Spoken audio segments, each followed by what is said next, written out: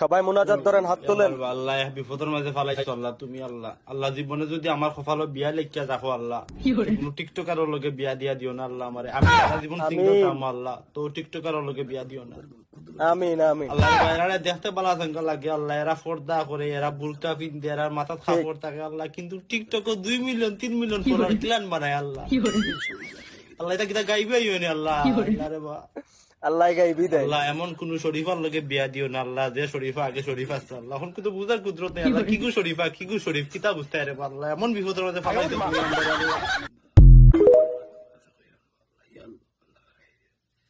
কলঙ্কি বানা